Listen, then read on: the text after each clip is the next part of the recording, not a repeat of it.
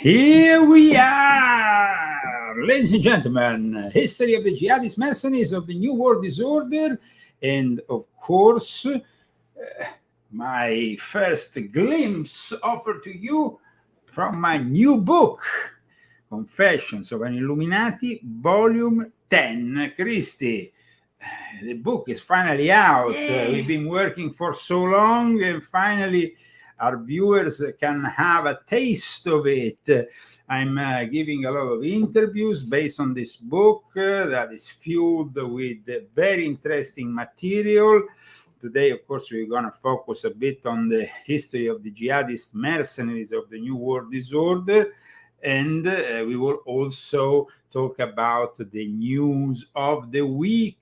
But let's start with the dance macabre. Christy, how have you been? Are you preparing for your birthday? Yeah. It's your birthday. It's her birthday. Yes. Christy, huh? Yay. Celebrating this weekend. After a certain time, you don't get so excited about it. Okay. Okay. I'm glad to be here. Another year. I made it. Through the New World Disorder, I made it again. Okay.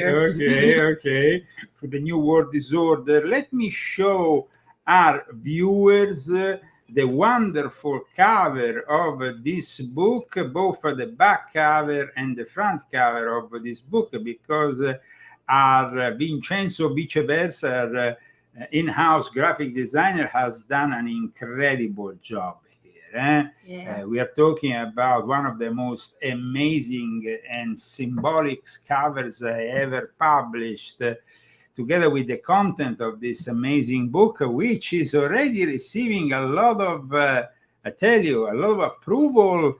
It's number one in Islamic history, Islamic social sciences. All kinds of people are calling me for interviews. Volume 10 of my Confessions, Islamic Freemasonry and the Secret Societies Behind Eternal Conflict in the Middle East. And here we go.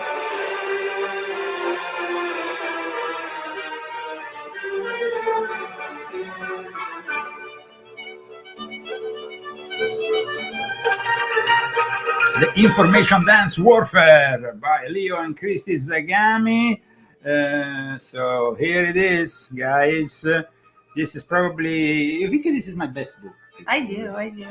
Yeah, I think this is my best book. It's really the most complicated as well. Also, the one that brings everything together, I think. Makes helps people to realize a lot.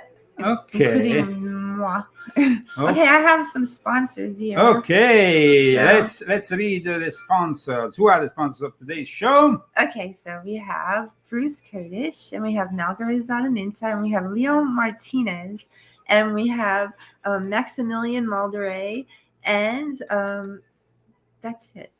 Well, I think if I missed anybody, no, I don't think I did. That's okay, good. That's it.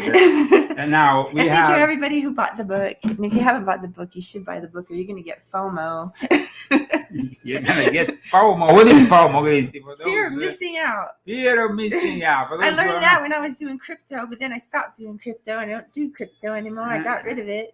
And so now you no longer have any FOMO concerning crypto. I don't. That's okay. I made money though, a little tiny bit. Guys, if you want to be included amongst our sponsors, you can also, of course, donate anonymously. Here we are with the GoFundMe.com/the Leo Zagami Show. Lesule, Leo and Christy Zagami need your support.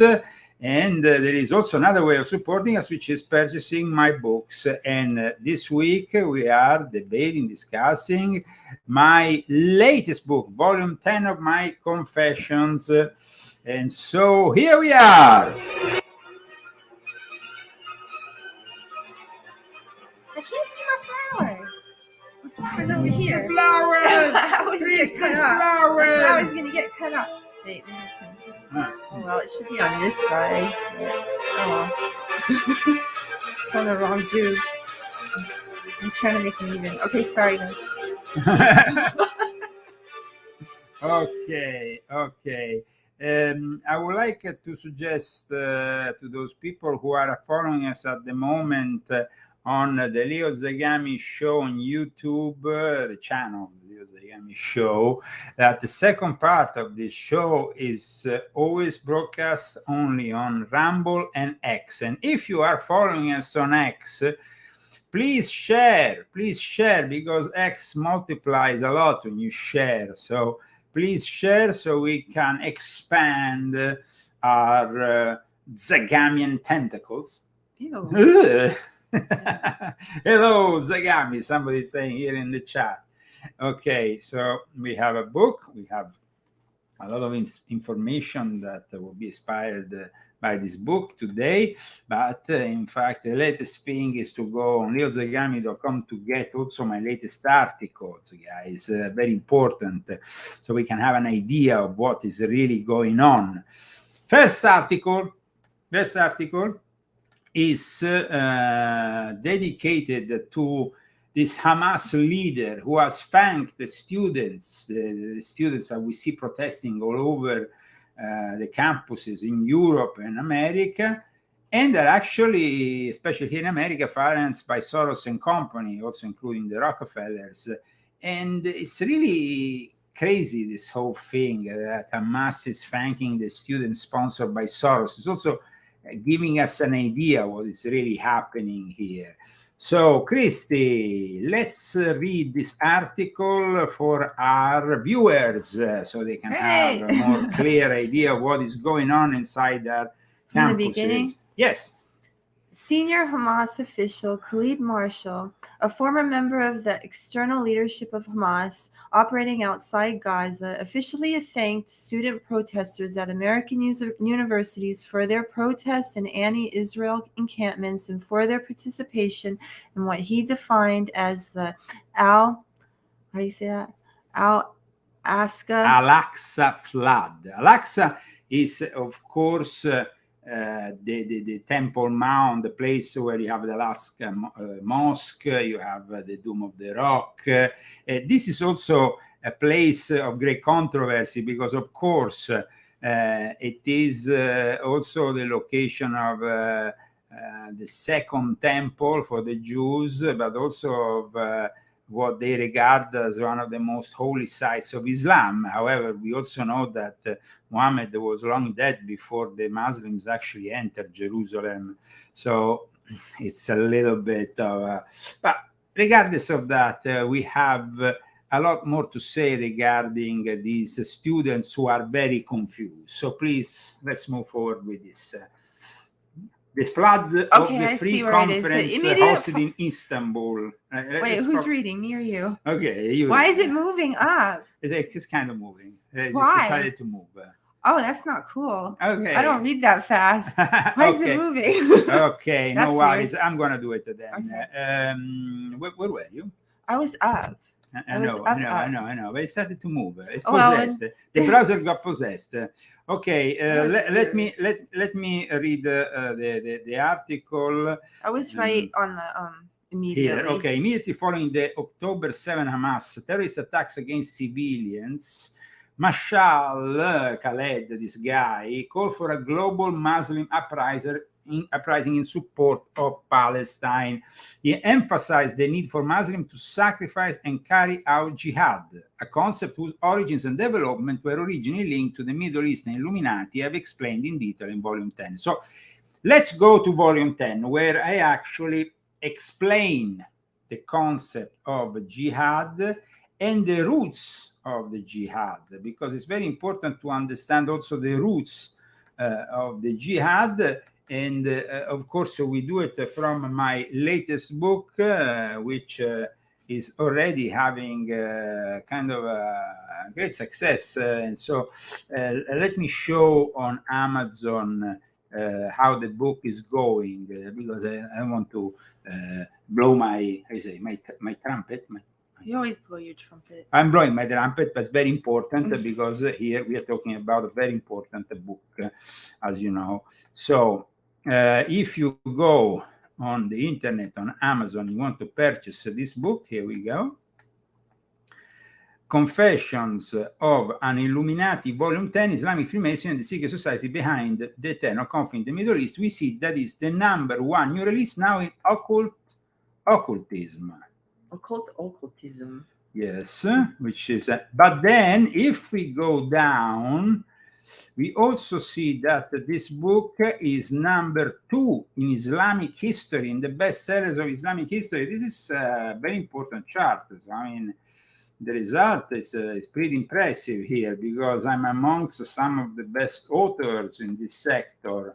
#2, and we have also the Satanic Verses Debunked, which is quite interesting book. Then we have #19 in History of Islam, which also includes a variety of books, of course, talking about Islam. But this is a unique book, guys, and I really advise you to purchase this book, because this book is a book that wants to bring a remedy to all this chaos, this nonsense, to all these people that are creating this idiotic protest in our universities. I mean, they are really a bunch of confused young people. And so they should actually be reading something, studying something, maybe learning something, instead of getting financed by Soros. Soros on the side of the Zionists, says somebody on the chat. Well, that somebody is a bit confused, because like I explained here in my book, Soros is a Sabbatean Frankist. Labor Zionism is a creation of the Sabbatean Frankists. We have to be a little bit more specific.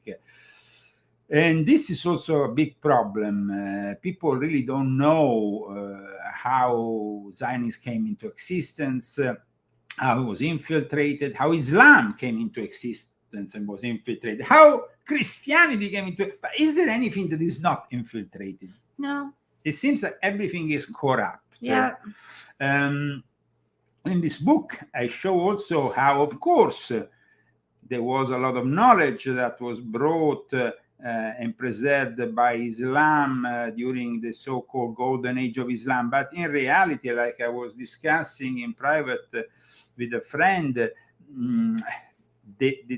all these things that the Muslims claim to have invented in reality were kind of picked up here and there during their invasions, and then, of course, they were relayed later on in their universities. They were very clever, though, in establishing these universities, and two very important ones that, of course, had behind the Muslim Illuminati. Nobody has ever talked about the Muslim Illuminati. Nobody has ever talked about the Islamic Freemasonry in this way. And so I think I did a service to humanity, finally unveiling the secrets, especially in connection to the infamous Cairo Lodge, which I often mention, because we see at one point a collaboration between British Freemasonry in particular, but also French Freemasonry, which, by the way, with the House of Hanover, the future House of Windsor, gave birth to British Israelism, so almost pushing and in a way the Jews to go back to Israel, but at the same time creating also the basis for that Salafi movement that will also become Salafi jihadism, and of course all that terrorism that is of course anti-Semitic and anti-Jewish. So it's like creating the two opposites and wanting to act as a supreme God, above everybody. So here we need to understand the history of the jihadist mercenaries, and for that reason I will get Christy, of course, to read, to go inside my book, The Order of the Assassins that inspire this global jihadism, understanding also the very roots of jihadism, because people really don't know much about this. So let me introduce you to, of course, a citation which comes from my latest book. Christy, you are welcome to go here. You're welcome to make it bigger. Well, make it bigger. I don't know. I think you should pick up a pair of glasses. Okay, I'll read it. Yeah, Prophet, I can read it. I just took my California driving test, and I didn't even need my glasses because I take Luton. Okay. So I don't need it. That's good, but you made it bigger. I make it bigger. Okay, never mind. Okay, Prophet, I'm reading. I'm reading. No, but I want to say from where it's picked up. This you can find this in my latest book in the subchapter "The Order of Assassins That Inspired Global Jihadism." Okay, Prophet Muhammad taught that there are two kinds of jihad. The main one, known as the greater jihad, Jihad al-Akbar, involves the individual's constant and eternal struggle with the evil and immoral aspects of the self. Aspects of the self. This was said by Muhammad to be much more important than the lesser jihad. So, sorry to interrupt you, which is the Jihad al-Asghar. These two kinds of jihad exist, and one has been used almost all the time to cover up the other, the more infamous one, because one is really about fighting your own demonic side and bringing out your godly side. The other one is instead about going out and killing innocent people to establish somehow the law of Muhammad, the Sharia. So please. It is the notion of the greater jihad with its emphasis on justice, rectitude, fidelity, integrity, and the truth that gives the concept of jihad its profound meaning in Islamic theology and law. This attitude pervades the entire theory of Islamic law towards all lesser jihadist behavior, including the military jihad and the level of intention and purpose required of the believer in discharging his or her jihad obligations. It is important to understand that Islam is not just a religion and a system of theological thought. Islam is also a system of jurisprudence, one that finds its primary sources in religious texts and uses those texts to create legal norms, obligations, prescription, and prohibitions of its adherents to live and govern themselves by. And now we go in what is known as the Sharia. So they are not only a religion, they are basically also a system that decides your way of life. All forms of jihad, including military jihad, are therefore complex clusters of such norms, obligations, prescriptions, and prohibitions. Nevertheless, the quotation in which the Prophet says the eternal jihad... Internal. I said internal. No, because I don't want to confuse it with eternal. Okay, internal.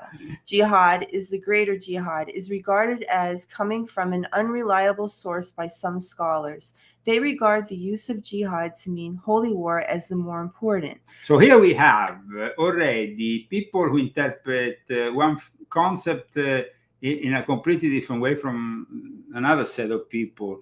And we will see this over and over again, unfortunately, in Islam. And that's why with the creation of Islam and later on with the various schisms that sprang immediately after the death of Muhammad, because even within his own family, they started to argue, and there was a war, the war of the camel, and there was a confrontation that eventually would bring the fourth caliph to be the leader of another faction known as the Shia Muslims, and later on that will give birth to another set of schismatic groups in an eternal quest for proclaiming the right interpretation or to be on the right side of Islam. Some of them even positioning Ali higher in their chart than God, than Muhammad, and almost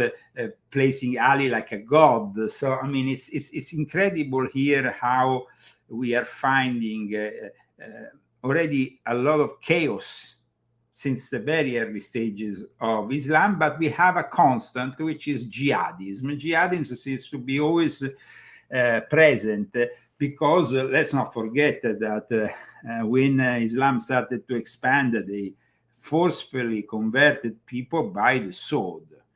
And that was a way that, of course, it's not very godly in nature. It's like either you convert or either I kill you kind of thing. But please. Where was I? Okay. Nevertheless, I think I was there. I don't know. Nevertheless, the quotation in which the prophet says the eternal. Okay, I read that already. Interno. I read that already because you said interno. Yeah. There are so many references to jihad as a military struggle in Islamic writings that it is incorrect to claim that interpretation of jihad as holy war is wrong. So, like I said, we have two interpretations, but it is incorrect to claim that interpretation of jihad as holy war is wrong. This is very important. Even, and here I want to read, of course, from my book because it touches me personally. Even in my personal experience, the majority of Muslims I encountered in my trips across Europe, Turkey, and even the Middle East seem to interpret jihadism as an internal struggle with the self, favoring the so-called greater jihad. However, I also noted that some deceptive Muslims will cover up at times their military jihad inclination by bestowing upon the Western listener endless tales of greater jihad and inner peace. It's like at times, even in the West, we all search for inner peace, enlightenment. Yeah, but there is also a lot of confusion and naiveness, no? So we don't really understand Islam at times from an extent, this book is made to clarify the fact that Islam has their own Freemasons, their own Illuminati. They have been enormously influential in our own mystery schools of all kinds, including Freemasonry. And it's we have reached a moment of time in which the Muslims themselves need to also address the fact that it's not the greater Israel or the Crusaders the main enemy, but it's also an internal enemy, an enemy that, of course, works in course with the Western Illuminati, because the Illuminati worldwide, the ones who have worked this way, they have done it to gradually destroy all the religions or control after controlling them.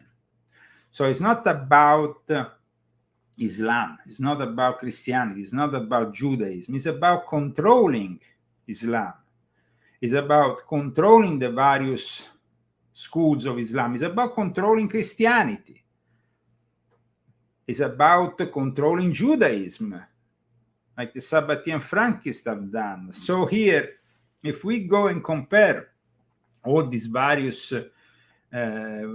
people, we see that they are all kind of collaborating together, because ultimately they view religion as a tool to dominate the masses, while they think that they have the ultimate reason and that they are ultimately just a worshipper of pure science. They don't believe in God and they are their own gods. So this is ultimately, we have always said that it's very Gnostic.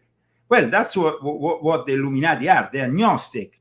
And so when people think of Islam, they think of a religion that hasn't, that maybe has been left out by the Illuminati and the Freemasons, while instead it's the complete opposite. And we need to understand this. So all these heresies, all these manipulations demonstrate that basically organized religion has always been hijacked, and not to make God happy, but rather the contrary. Now, jihad, because we are talking here about jihad, the fact that they can talk to us and say, oh, well, for us, the jihad is only something internal, it's a struggle. But then we have a lot of people, unfortunately, that take it literally and that, of course, continue to feed into this never-ending hate. That, by the way, is also instrumental, because the Western Illuminati want these countries to stay in a third world condition. They don't want Afghanistan to evolve from their Talibans. They don't want Iran.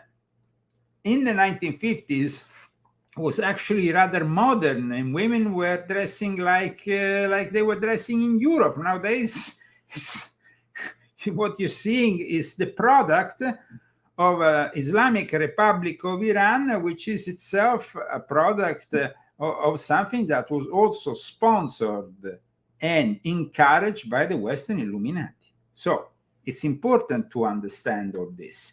Now, according to one hadith, the hadith are these teachings that are also external to the Quran, so they are telling you and explaining you a bit about the things that are said by the Prophet Muhammad and the people close to him. It is about promises of something greater.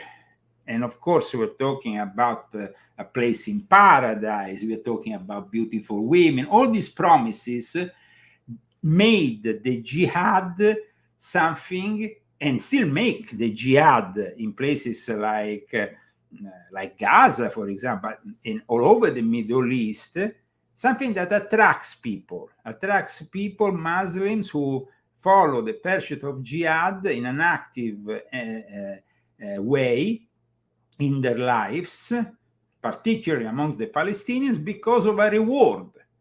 Now, it wasn't always like this. This reward that we are talking about came into existence because, of course, the martyrdom needed to be encouraged in some way. Something needed to be promised to these people. But where did it all start? It didn't actually start in the Sunni world. So it started actually in the Shia world. And it started with the Order of the Assassins. Today, we know very little about the very early stages of what we now call the jihad, but it's also connected to another concept, which is the concept of the ribat.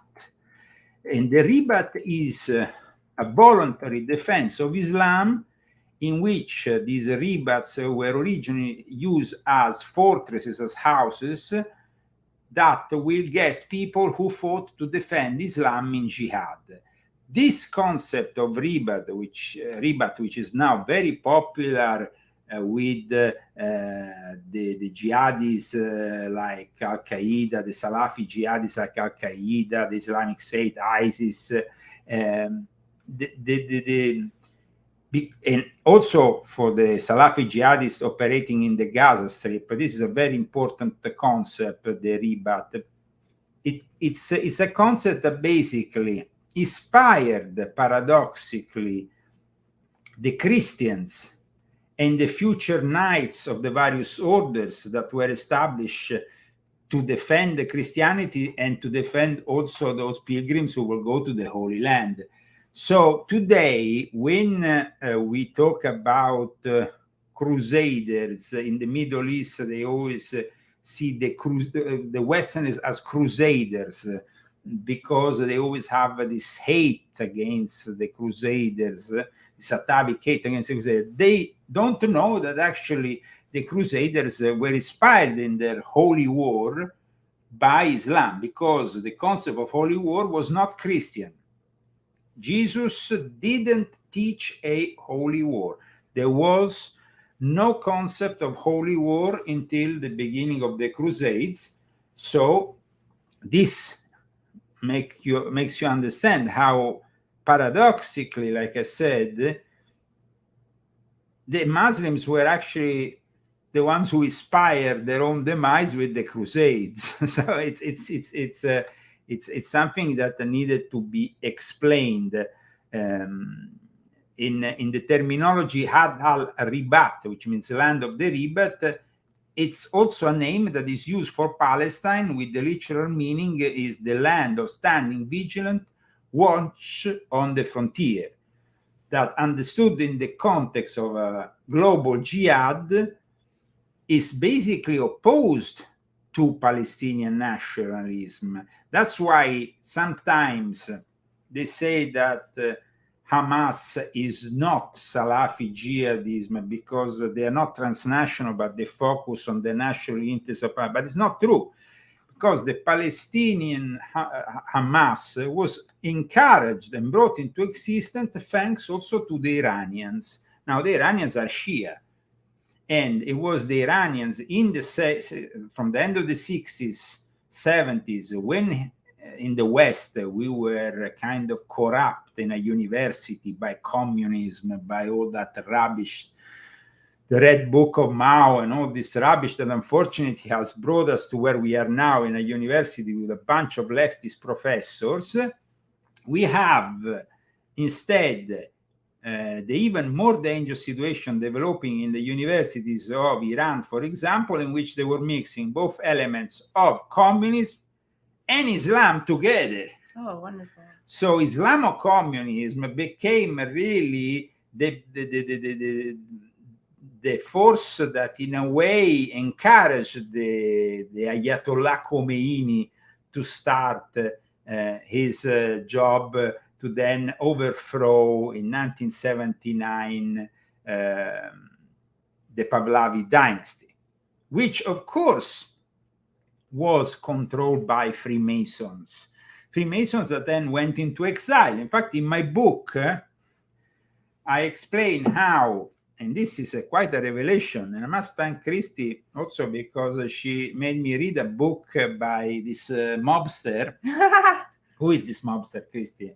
So I forgot his name. What's his name? Oh, Johnny Russo. Yeah, Russo. He's from New York. He's a big mobster, okay? Now, this mobster... I don't know him. No, but... I heard about him. And she's got this book, and she said, Leo, read it. I think you might like it.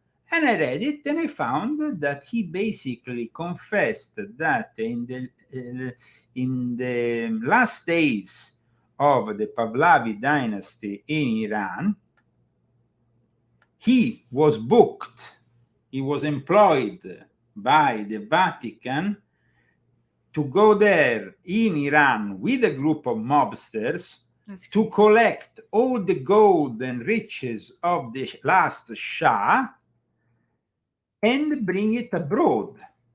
This is something that the Iranians to this day don't know, because Khomeini never admitted that. Khomeini went on TV and said the Shah left with nothing, but Mohammad Reza Pahlavi instead, who became the last acting Shah of Iran from the Pahlavi dynasty, not only left with all the gold of Iran, but he did it thanks to the Grand Lodge of Iran, who later on will become established in America as the Grand Lodge of Iran in Exile, that now has their offices in Santa Monica, here in California.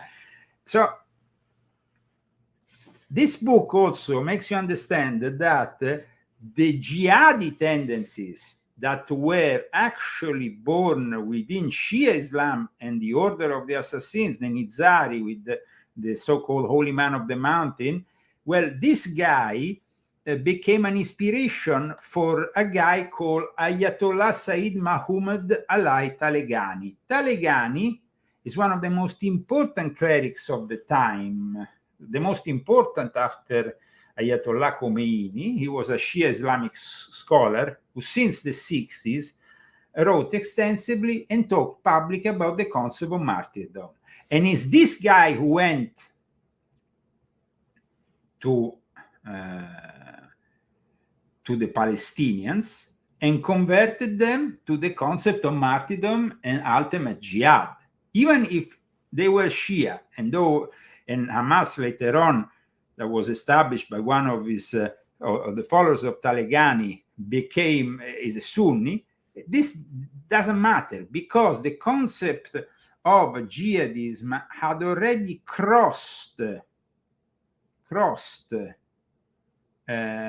in the Sunni world a long time before, with another guy, Jamaleddin al-Afghani, this incredible figure, a Freemason, friend of Madame Blavatsky, considered the father of modern Islam.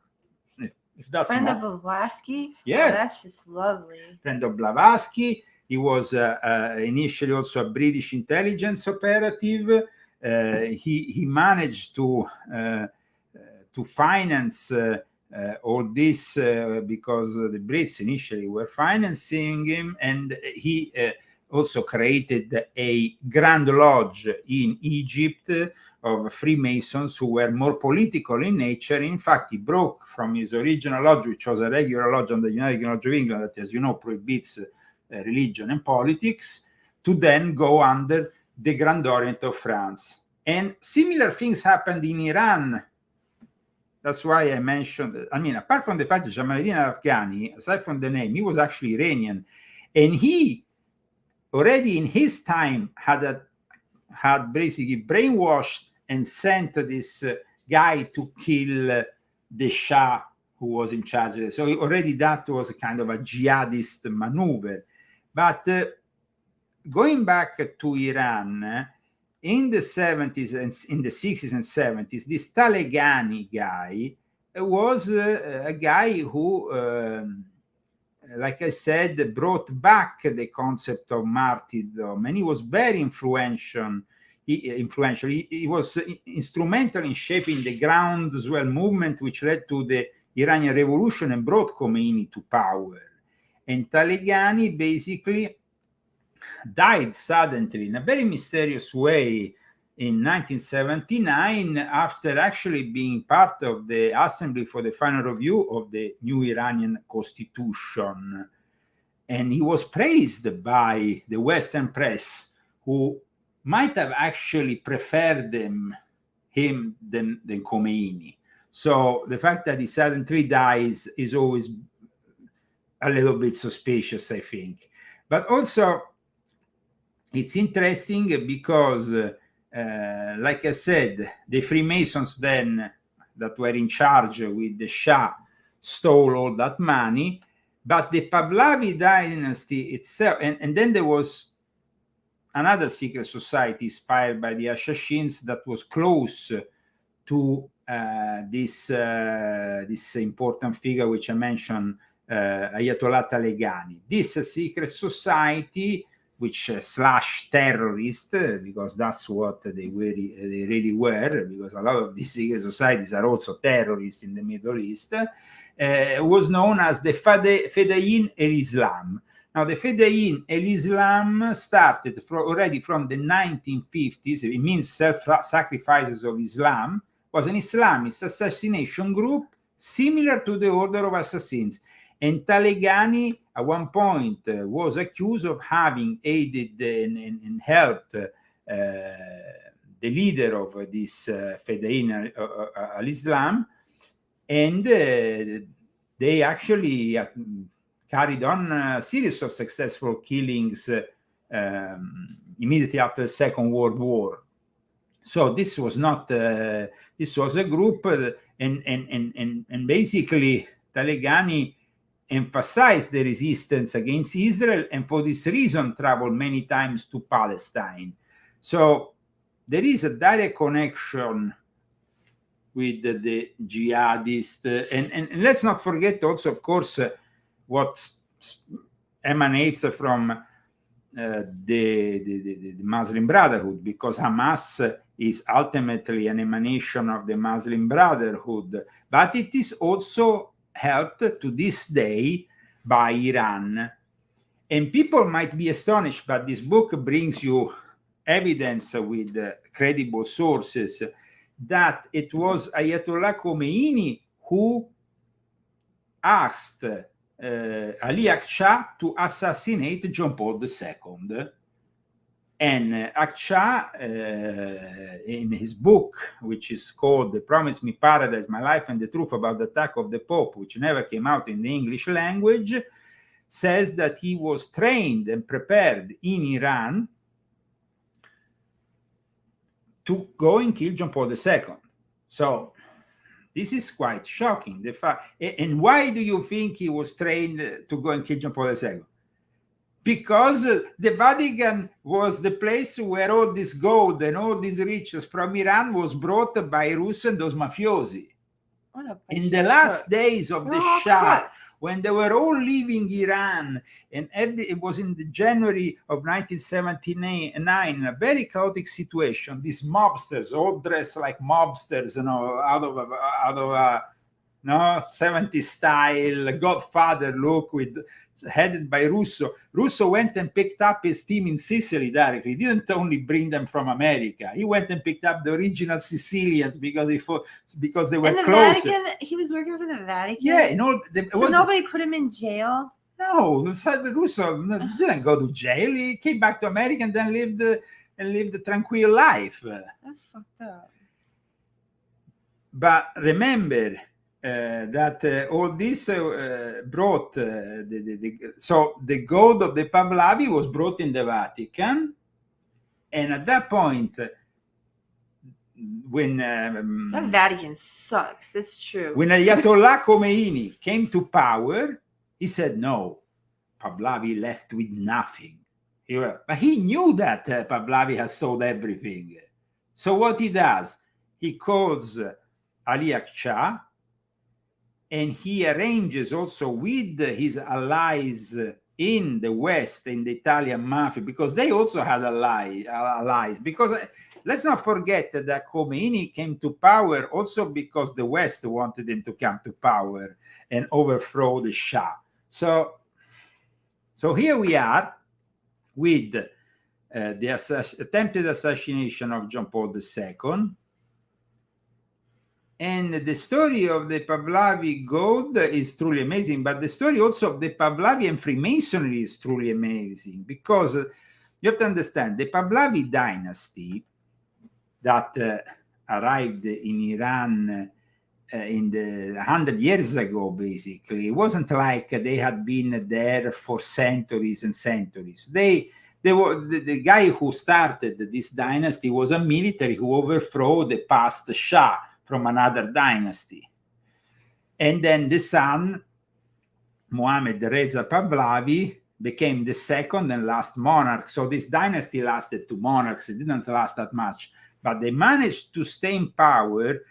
Initially, you see, the problem with the Shah, with the Pahlavi dynasty, is that the first one was Reza Khan, who ruled between 1925 and 1941, very much inspired also by Hitler and Mussolini. So he didn't want the Freemasons to have any kind of control.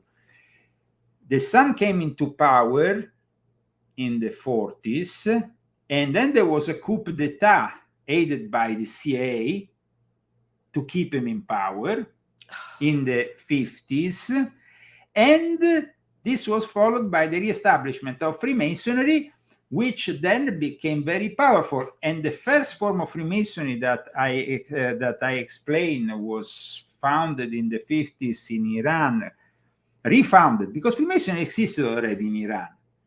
Iranian princes had already been initiated in England 2 centuries prior to that. I mean, there was a long history of the Iranians being fixated with the Illuminati, with the Freemasons, with being part of the elite. They think they were missing, they were missing out on something. You have to understand that Iran is very different from the rest of the Arab, because it's not Arab, it's Persia. It's a completely different race, the Aryans. So when the first Pahlavi came to power, he said, well, we are the real Aryans, because they call themselves Aryans. So then he said, wow, Hitler likes the Aryans. So but of course, Hitler didn't really like, his idea of Aryans were blonde thing. The Aryans of Iran are more like me, they are dark. So it's a little bit difficult here to explain that in the end, Reza Khan was very much a typical figure of his era that sided with Hitler and Mussolini and the losing faction of the Second World War. But in the end, the son was kept into power because, of course, what is the alternative to the Pahlavi that was starting to creep in? It would be that alternative that then crept in everywhere else in the world. People supported by Russia, communists, and forces that, of course, were not in line with the American ideas. So it's very important, though, in my book, I explain how the first lodge that was established, Grand Lodge, that was established in Iran, wasn't a regular Grand Lodge. It was actually connected to the Cairo Lodge. This Cairo Lodge, guys, is a lodge that goes back almost over 1,000 years. Christy has edited the book, so she saw the story, the development of this lodge.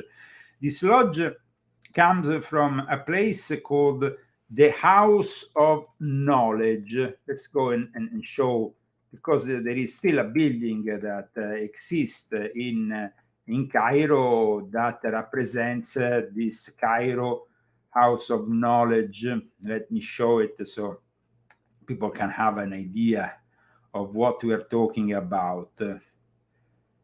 The Cairo House of Knowledge was a sort of emanation of the Cairo Lodge, a university that shaped up the basis of what is today one of the most important, the Al-Azhar University in Cairo, one of the most influential in the Islamic world. Is known as Dar al-Him, House of Knowledge, and it was created during the Fatimid dynasty. And then later on, of course, saw the competition of the House of Wisdom.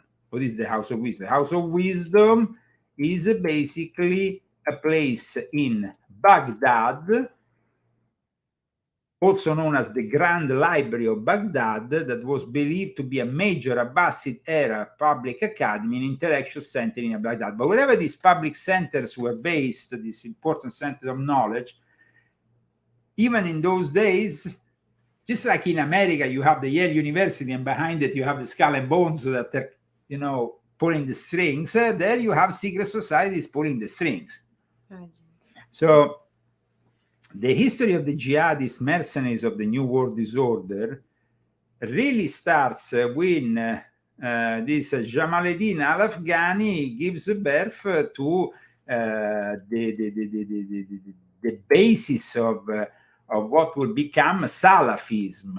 Salafism, let me explain for the layman, in layman terms, is not always Salafi jihadism, but it eventually became the Salafi movement. It's divided in two.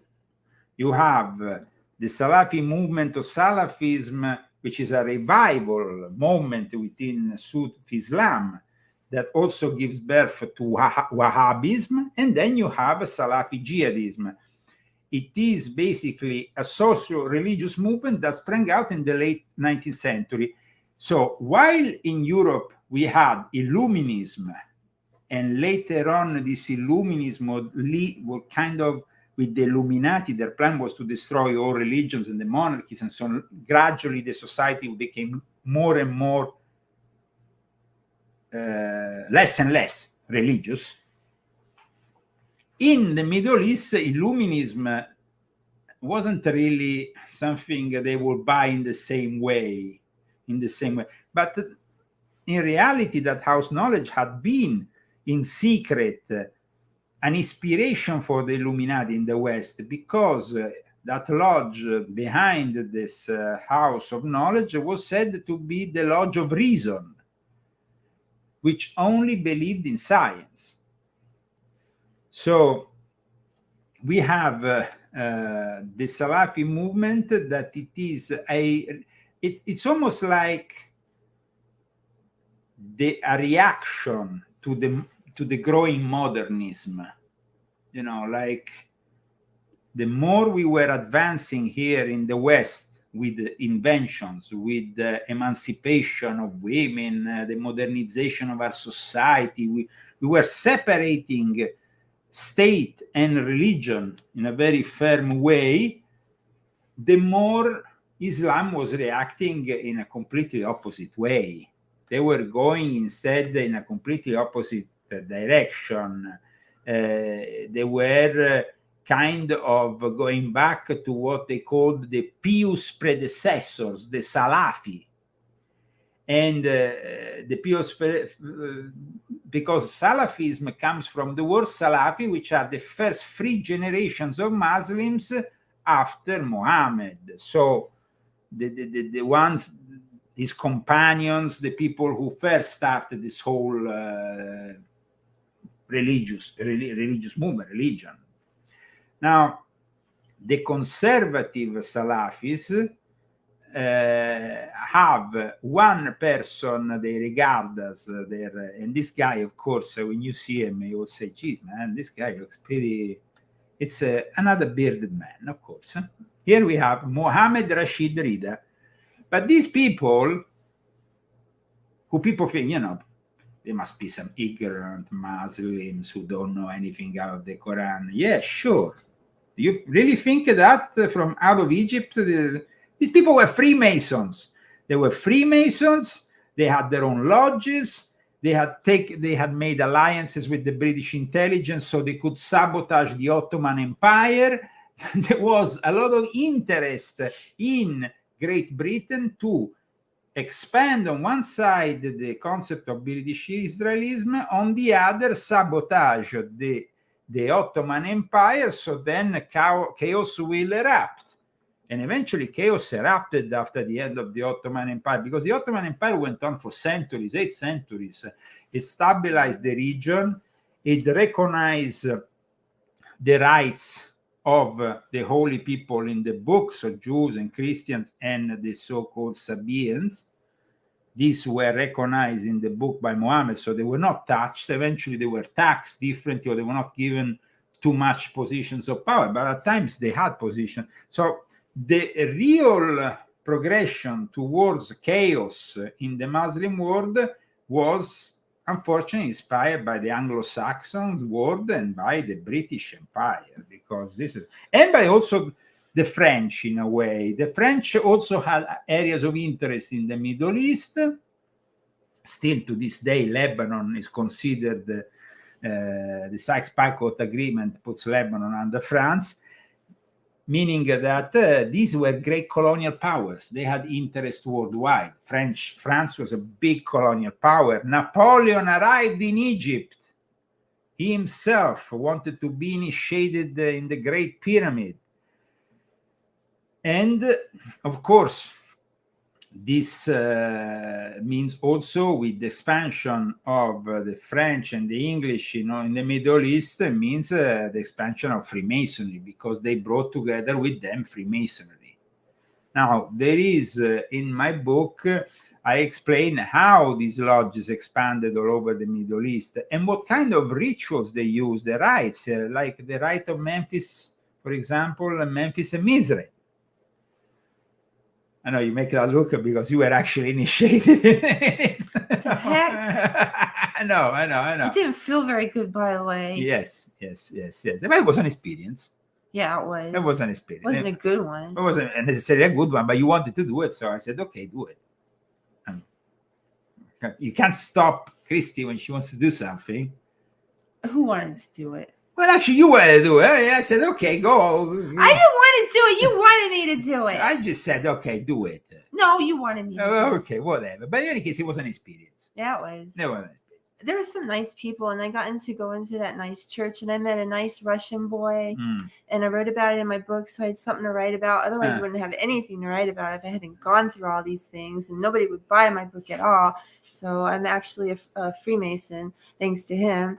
Didn't really enlighten me at all, but I learned a lot. I learned a lot. Yes, because they were working with the French charter in London, because English Freemasonry is only for men, the traditional form of Freemasonry. And now you have also Freemasonry for women, but it's separated. They were working under a French charter that guaranteed the possibility of mixing men and women in the same lodge. Yeah. And that charter also was employed in Egypt, though the Memphis especially led. Why? Because, of course, this... and then when we go and see the history of the Memphis and Mizraim, was it Sari that was the Grand Master of that? Well, for the world, for the Sovereign Sanctuary of one of the most important factions. Yeah, he's the head of the Sovereign Sanctuary. But in any case, we're talking about a rite of Freemasonry, which is also connected to Judaism. Is actually, if we go and see who gave birth to these rites, it was actually Sabbateans. Lovely. So it was within the Jewish world, the Sabbateans who gave birth to. So here we have. By the way, I noticed one thing that we are basically over the limit time for YouTube, and so I want to invite. You forgot to do it. You didn't do the thing. I was thinking about it, but I figured you knew what you were doing. Okay, no. But I want to remind all the people who are following us on YouTube that we go on for the second part of the show on Rumble and X. Don't be lazy. Join us on Rumble and X now. Go Rumble, guys. Go Rumble. There is already a lot of people that have tuned in. How many are over there? Hmm? How many are over there? Well, we have on Rumble about 60 people, and we have 60 people though that are. Everybody go over there. There's still 40 to 50 people. Some people can't go over there because some people don't have Rumble because maybe they're in a country that doesn't have Rumble. Okay. So then you can go on X. You can go on X. And you don't have to have an account. And eventually, if you don't have X, we will upload it also on Telegram. It's on BitChute too. Yes, and we will upload it also on BitChute. It's all over the please place. Move from. Are we on Facebook yet? No, not yet. Tomorrow is the day. We will be on You've Facebook. Been blocked. I will be blocked for 2 months on Facebook. Oh yeah, you get off on my birthday. Yes. Okay. So Happy birthday. we will be basically from next week back also on Lesule on YouTube, which is actually probably gonna be eliminated soon, that channel, because it's kind of like the last strike. But I would like to see you on the other side on Rumble and X, or you can find the link on the description of this video. Just put Leo Zagami on Rumble and you will immediately get my channel. Well, I see you after, of course, the great sound of Vincenzo Viceversa. But I would like to read our sponsors before that, because I forgot to give them a nice applause. So I have to go back on my phone because I didn't write it down. Okay. Okay, wait, I have it right here. Okay. All right. Malgarizada Minta and Maximilian Maldere, I like your name. And Leo Martinez, I like your name too. And Bruce Codish, yes, and Osvaldo Martinez. Yes. Wait, that's the guy in Italy, though. No, I think he's in. Oh, okay. No, Osvaldo, he's in Italy. Okay. Yeah, I don't know. Is you it? have one less.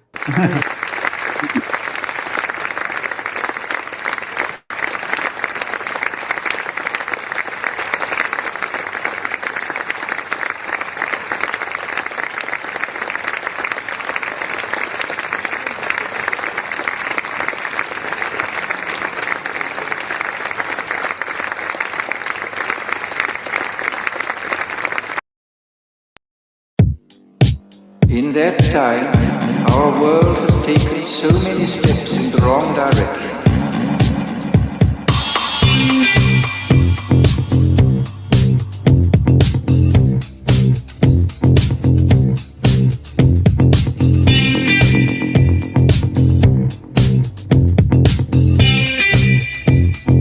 In the negative utopia, science, technology, social organization, dehumanization.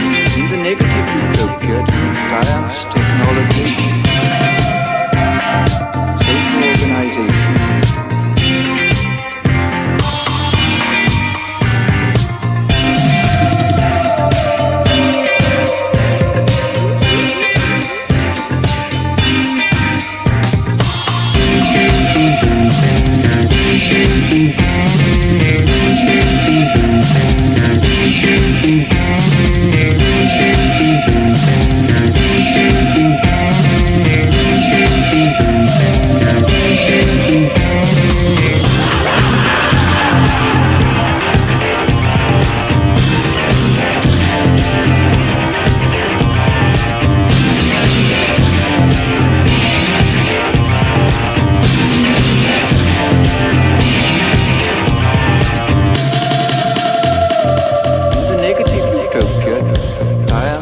technology,